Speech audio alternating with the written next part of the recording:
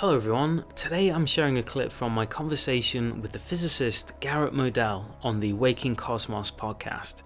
You can listen to this and other full episodes exploring consciousness and reality on our YouTube channel, as well as other podcast services including Spotify, Apple Podcasts and SoundCloud. Links to all of those are in the description. Also keep in mind that Waking Cosmos is supported on Patreon by listeners like you. So please consider visiting our page through the link in the description. Thank you. Garret, I'd love to get your thoughts about mind-matter interaction. I know that this is an area that you've thought a lot about and conducted your own experiments as well. And I also know that you've got quite an interesting alternative take on the Global Consciousness Project, Right. which is kind of a global mind-matter interaction experiment. As I said, I'd really like to get your thoughts on that, but I think we ought to first bring people up to speed with how mind-matter interaction research got to its current stage, particularly looking at random number generators. So maybe you could give a little summary of that research and how it's developed over the years to where it's at now. Would it be fair to say that this originated with Helmut Schmidt? Yes, so Helmut Schmidt was a physicist who developed the first electronic random number generator based on a quantum random phenomenon and used it for psi studies. And in my mind, his work is brilliant and is insightful even to this day. He started in the 1970s and worked through the early 2000s. So his electronic random number generator would spew out zeros and ones, and the sequence was random, truly random. As I mentioned, he used a quantum phenomenon. For example, if you take a common smoke detector that we have in our houses these days, the way that the smoke detector works involves the emission from a material of some high-energy particles. And that emission is a random process. You don't know precisely when the material is going to emit those particles. And so if you then take that emission process with unknown timing and you use it, for example, let's say that you create a square wave electronically. So a square wave is literally a wave that looks like a series of squares in time. And you use this random process to signal whether at a given moment you're going to use the up part of the square wave or the down part of the square wave. From that, you can then build a 1 or a 0 as an output, which is genuinely, truly random. So it's a truly random quantum event, and yet it seems that ordinary people can seemingly influence it simply by directing their minds or their intention toward it. Let's get there slowly. I think, although it may sound a little bit too detail-oriented to discuss how the random number generator works, this is going to be important for something I'd like to say in a little while. Absolutely, please. So one of the issues with this random number generator is that its output is not necessarily always precisely an equal number of zeros and ones. And it can be affected by aging of the source or by temperature variations and so on. Also, modern random number generators tend to use thermal randomness rather than quantum decay randomness, the randomness is still good and it's still just as genuinely random. So in order to even the output, to make sure that you've got an equal number of zeros and ones, the output is logically XORed. So XOR is a logic gate. I won't go through the details unless you're interested, but by XORing the output of the random process with another square wave, you end up with an output that truly has statistically an equal number of zeros and ones. And that's what's used as the output for carrying on various processes. So, what are these things used for in psi research? A very simple way to use them, for example, is to look at whether you've got an excess of zeros or ones. Now you know that since it's random, you shouldn't have an excess of either of these. But if you can use your intention to vary the output, then you will see a deviation from a perfect balance. And you can run this through a simple computer program which then displays on a screen, for example, a line that moves up and down. And this line might move up if you get more ones and move down if you get more zeros. Then the subject may be asked, use your intention to make the line go up, or use your intention to make the line go down. And from the early days of Helmut Schmidt on through a huge number of studies carried out by the PEAR Lab, the Princeton Engineering Anomalies Research Lab in Princeton, it's been found that subjects can, in fact, statistically vary the output of this random number generator. And it's not that hard. Most people have some sort of an effect.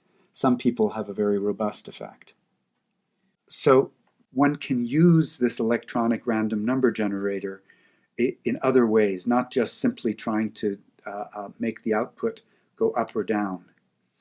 And there are various sorts of studies that have been carried out. So with the Global Consciousness Project, which is run by Roger Nelson in Princeton, the basic idea is to collect the data from random number generators that are running continuously around the world. Am I right in thinking that prior to that research, there was something called the field reg studies, which is when they realized that there was an ambient effect of these REGs, not only when people were directing their intention towards them, but the REG seemed to respond ambiently to shifts in attention or resonant peaks in shared thoughts. Right. And so in a field reg experiment, as you're describing, you might put a random number generator, or Princeton called it random event generators, and that's why it's REG rather than RNG. Same thing, though. So you can put this random number generator into, say, a concert hall, and at times where the music is particularly engaging and the audience is quite enthralled with it, the sequence of bits tends to deviate farther from randomness. It seems to show some sort of coherence at these points in time. And afterwards, the experimenter, for example, can compare the randomness as a function of time and compare it to the concert. And perhaps one might even have people in the concert writing down at various times where they found the music to be particularly engaging. And there are some studies where this was done at a baseball game and in a movie theater and so on. And you really do see some sort of effect which apparently shows some sort of a collective effect from multiple people being engaged in something. I understand that correspondingly to that, there's also experiments when they put the REG in a situation where it was like a business meeting where people were generally not engaged or thinking about different things, and there wasn't much departure from entropy or randomness. Right. It would be interesting to take this and put it in university classrooms. I think a lot of professors would be quite insulted to find that students were not engaged during much of the lecture. Not your classes, I'm sure. I hope not. And so that eventually led to the idea that, perhaps we could gauge the collective shifts in attention of the entire population. Right. This has been used over the years, and Roger Nelson and his associates have looked at this data. And typically, the way that they analyze the data is they think of some event at which they think there should be some attention paid by a large fraction of the world. For example, during Academy Award ceremonies, and then look for some deviation for all of these signals that have been collected from around the world, look for deviations in those signals from randomness during these events. They have found that there are statistically significant deviations. They've then looked at other events that occurred unexpectedly. For example, the death of Princess Di, or another one that gave them the biggest effect was the 9/11 bombings. So these effects were then post hoc analyzed, that is, after the fact, analyzed to see if there were deviations from randomness. And they found significant deviations, and the more impactful the event was, the larger the deviations were. All of this data is available on the website of the Global Consciousness Project. And so if you think they've been cherry picking or selective in their data analysis, you can go in and do the analysis yourself to make sure that they're doing it honestly. I think they've got quite a strict criteria for what counts as an event and what counts as something that we might expect to see an effect. And as you say, the 9/11 event was precisely the kind of event that you would expect this to be the kind of archetypal occasion for this network of REGs all around the planet to respond. And in fact, that is exactly what they saw. I think Dean Radin carried out an independent analysis and found that the RNGs had a higher intercorrelation value on that day than any other day that year. And intercorrelation here meaning that the RNGs were acting in a far more synchronized way than usual. And of course, they're not actually connected to each other, although they do send all of their data back to Princeton. Right. And if you look at this data with any degree of objectivity, I think it's hard to say that there's nothing there. There really is an effect. Roger Nelson worked with a colleague, Peter Bansell, for a number of years, who did statistical analysis along with him to make sure that this really did show what in fact it was purported to show. And there is definitely an effect.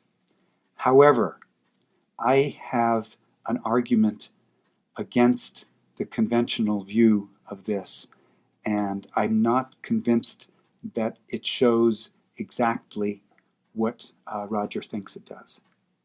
Exactly. So before we jump into that, what is, I guess, the traditional interpretation of the Global Consciousness Project? Perhaps I can summarize it and you can correct me if I'm wrong. But so in some fashion, mind introduces order into the world in a way that is not currently understood or explained in conventional thinking about minds. And yet there seems to be a participation between our minds and the world. And the introduction of this order is what these instruments are picking up.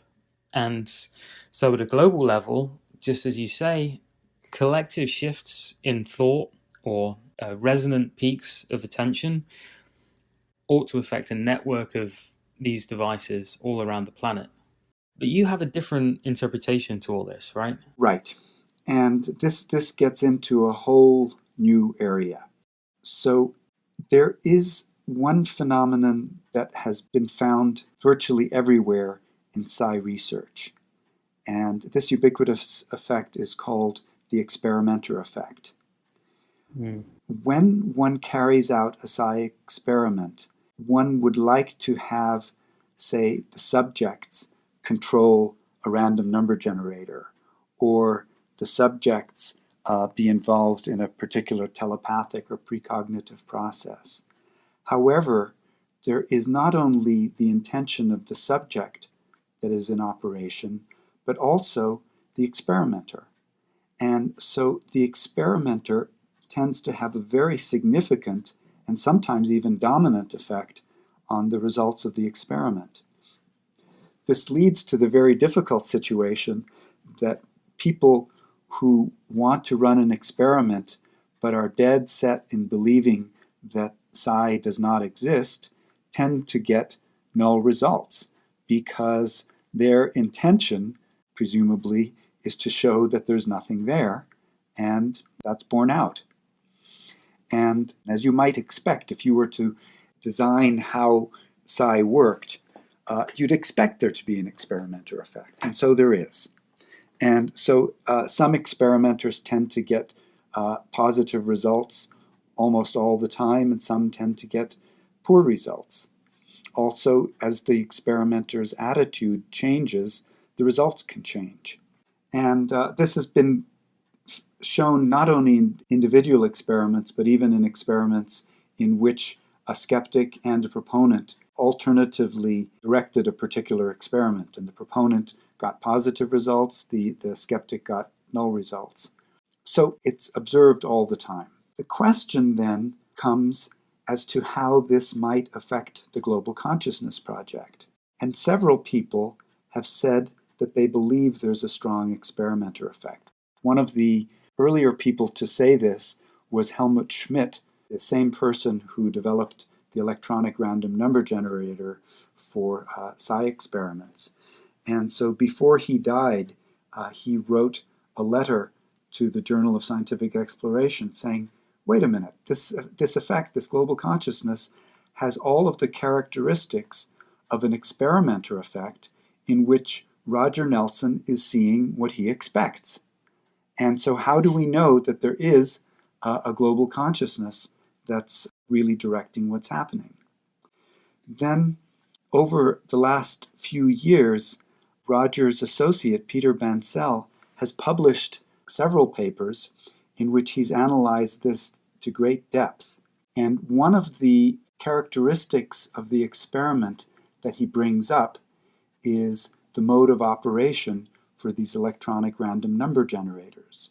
So if you go back to what we were saying a little bit earlier in this conversation, what you see as an output from the electronic random number generator is not the pure effect of the random process. In fact, it has been manipulated by the logical XOR gate that produces then an equal number of zeros and ones. And so what Peter Bancel said is that if it were simply some sort of a coherence effect from global consciousness around the world, that might cause some sort of a coherence for the output of whatever the random process was using in the random event generators or random number generators.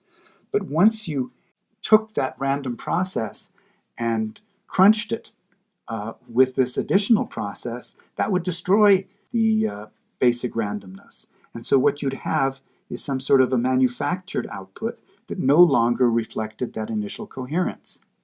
So he said the only way that this could actually be working is if Roger or some other experimenter, if their intention were then driving the random number generators such that he wanted to see a particular output.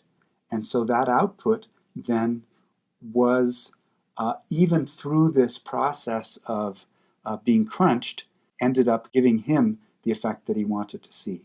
So I don't know if my explanation made sense to you. So to be clear, we're still talking about a psi effect here, but it's not the classical interpretation. And yeah, I suppose this is crediting Roger's mind with more power than maybe he'd be happy to admit. How has Roger responded to these criticisms? Does he agree with these interpretations? I have spoken to him about it. He disagrees with it. And so there have been a series of little debates between Peter and Roger in the press. One was in the Journal of Scientific Exploration, another was in the journal Explore. And so they're going back and forth to say, no, this looks like an experimenter effect, or it doesn't look like an experimenter effect because it has other characteristics. So this has been going on. As you say, either way, it's a psi effect. It's either a psi effect from Roger's consciousness or from sort of the global consciousness.